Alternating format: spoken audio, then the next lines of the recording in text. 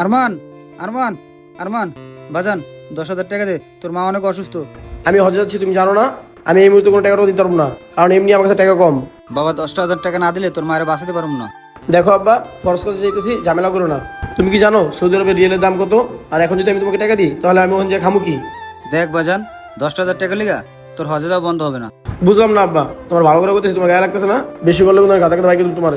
বাবা তুই হজে যা, তোর টাকা আমার লাগবে না। যাইতেছি আমি আল্লাহর হুকুম পালন করতে, এর মধ্যে খালি কয় টাকা দাও টাকা দাও, মনে হয় আমি টাকার গাছ লাগাইছি, মেজাজটাই গরম করে দিছে। হুজুর দাঁড়ান। জি বলেন। হুজুর, এই মহল্লার ভিতরে সর্বপ্রথম কালকে আমি হজে যেতেছি। যদি এখন মহল্লার মানুষ না জানে এতগুলো টাকা দিয়ে আমি হজে যেতেছি, ব্যাপারটা কেমন দেখে না? আপনি একটা কাজ করেন, কালকে জুম্মার নামাজে আমার নামটা বারবার করেন, আমি আপনারে কিছু বকশিস দিয়ে দিমনে। আরমান ভাই, হজে তো যেতেছেন ভালো কথা, আমার তো মনে হয় না আপনার হজ কবুল হবে। কি? আমার হজ কবুল হবে না মানে? আপনি জানেন আমি কত টাকা দিয়ে হজে যেতেছি? প্রায় 1 লাখ টাকা দিয়ে হজে যেতেছি, আর আপনি কোন আমার হজ কবুল হবে না মানে কি? আমি যতটুকু জানি আপনি আপনার বাপ মার খেদমত তো দূরের কথা কোনোদিন খোঁজখবর রাখেন না। আর একটা কথা শুনেন, কেউ যদি বাপ মার মুখে হাসি ফোটাতে পারে তাহলে একটা কবুল হজের সব পাওয়া যায়। যাচ্ছিলাম একটু হজে, মনে হয় আর যাওয়া হবে না। আপনারা যা শুরু করছেন মনে হয় সব মাসলা আপনারাই জানেন।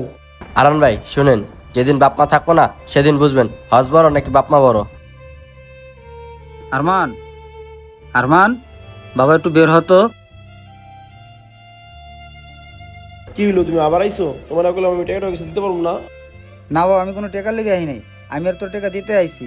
তুই না কইলি হজে যাবি, তোর না টাকা শর্ট, ধর এখানে 10,000 টাকা আছে, তুই হজে খরচ করিস। তুমি না করলে তোমার কাছে টাকা নাই, তুমি আর তখন আমার কাছে টাকা চাইলা। তুমি কি আমার লগে নাটক করো? বাজান এই টাকাটা জমাইছিলাম তোর মার চিকিৎসার জন্য, কিন্তু এই টাকাটা এখন আর প্রয়োজন নাই। টাকার প্রয়োজন নাই মানে?